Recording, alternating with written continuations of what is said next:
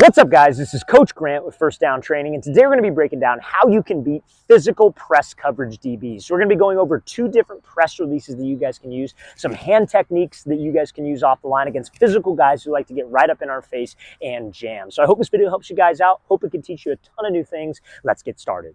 Now, before we get into this video, fellas, we are going to be traveling out to 15 more states across the country for 2-day-long QB and wide receiver camps. So if you guys would like to train with us this year, check out that very first link in the description below. We'd love to have all of you out to some of our off-season camps. We're going to be coming out to San Francisco, California, Miami, Florida, Las Vegas, Nevada, Charlotte, North Carolina, Portland, Oregon, Dallas, Texas, Nashville, Tennessee. Then we'll be coming out to Chicago, Illinois, Buffalo, New York, Atlanta, Georgia, Houston, Texas, Philadelphia, Pennsylvania, Detroit, Michigan, Boise, Idaho, and Los Angeles, California. So guys, if you're local to any one of those cities, like we said, we would love to have you out for one of our 2-day-long training camps. So very first link in that description below if you'd like some more information on how you can sign up. Let's get back to this video.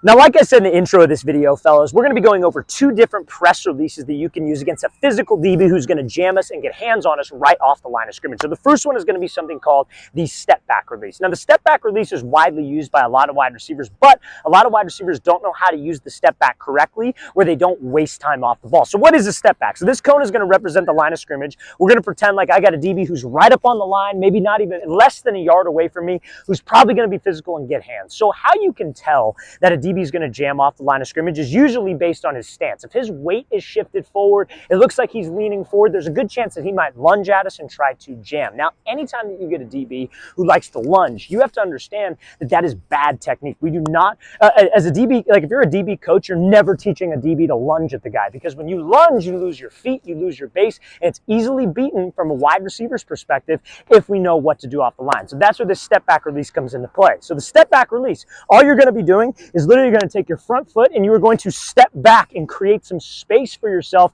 between you and the DB. However, when you do that, a lot of guys will waste time. A DB might miss, but he's still in front of us and we still have a route to run. So when you do this step back, and I'm going to show you how it should look full speed, but when you do this step back, you step back, let's go. Let's make a move and let's get up into this route. Let's create some space and then let's go close that space right away. So the first release today is a step back release. Like I said, I'm going to show you how this is going to look full speed.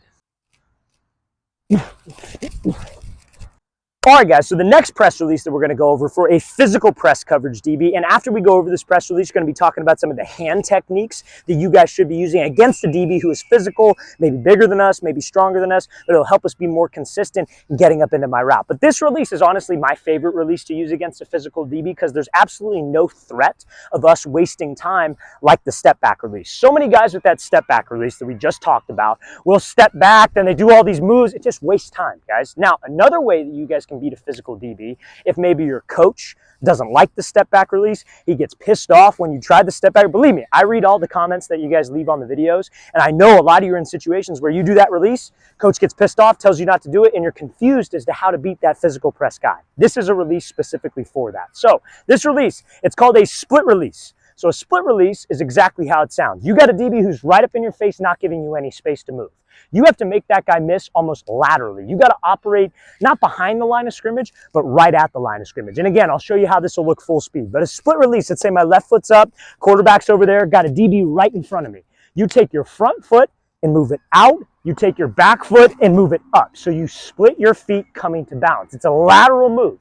If I had a DB who was maybe a yard away, I would never use a split release because I'm not closing any space with him. I would probably close the space with like a crossover and shorten that distance. You want to bring that line of scrimmage to him. But a physical DB, he's taking away that space. He's right up on the line. I don't got to close anything. So the split is a great way to make him move. Now, there are many variations of the split. You could do the split release, you could throw a jab, you could throw a crossover, or you could just split and go, right? We're just talking about splitting and going. But when you split, if this guy does get hands and your feet make contact at the same time, you have a knee bend, you don't pop up and expose your chest, you're in a position of balance. So if he does get hands, it's not the end of the world and you're not going to get jammed. The mistake that a lot of guys will make on this split release, versus a physical guy, you want to pretend like you're underneath a small doorway. You pop your head up, you're going to hit your head on the doorway. You want to keep your head under the doorway so if he does get hands, we are not screwed on this thing. So like I said, split release is a great release to use if you have the right mechanics on it. I'm going to show you how this release is going to look full speed.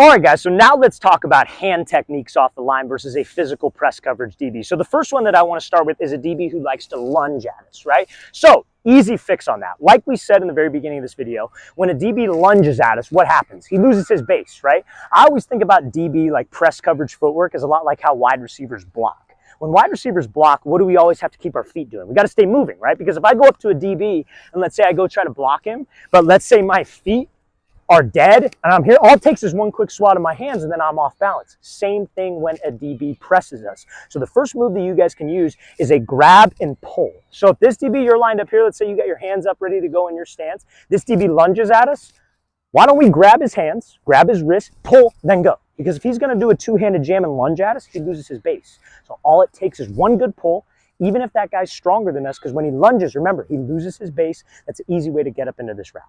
Now, you guys see all the different hand techniques that wide receivers coaches go over all the time, where you got like a swat and a dip, you got like maybe just a shoulder reduce, you got a swat and chop over the top. All of those can be used 100% of the time, and all of those are correct to use. But you got to understand the situations to use it. And this is where I think a lot of receiver coaches fail to teach this part. A lot of receiver coaches, what they'll do to work on hand technique is they'll just stand there with their guys, they'll just throw a hand, and then they have their guys go through the motions. And that's great. It's good to rep it out. It's good to get those reps in, to get that instinct of swatting and ripping, swatting and chopping, whatever it is. The only one that I don't like is when you guys swat the hand and you swim over the top, because you're exposing your rib cage, and that's a point of control for that DB to knock you off of that route. So main thing I could say, always protect your rib cage. Now, when it comes down to using those techniques, I'm going to use the technique of a swat and dip, for example. Let's say you come up to the line. Let's say we're running a fade route. Obviously, we would like to take an outside release on a fade route. So I got to run a fade route. I come up to the line. Let's say I got a DB who's right up in my face, but he's inside shade, right? So the DB's facing me like this. To get an outside release, if the quarterback's over here to the left, the hand that you have to be to the DB is his outside hand.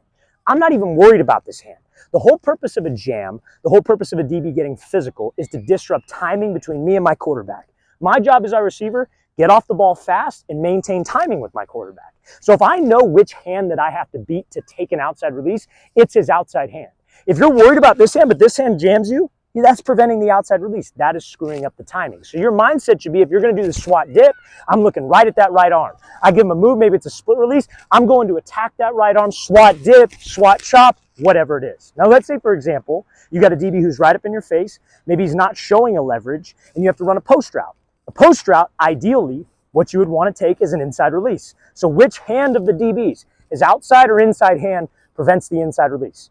It's his inside hand. So I'm not even worried about his outside hand. I want to go off the ball. Let's say I do that split release. I want to be attacking that inside hand. I'm swatting, I'm chopping, I'm ripping, whatever move I decide to use, but I'm keyed in on either his outside hand or his inside hand, depending on the release that I want to take. And that's the easiest way to remember that hand technique off the line.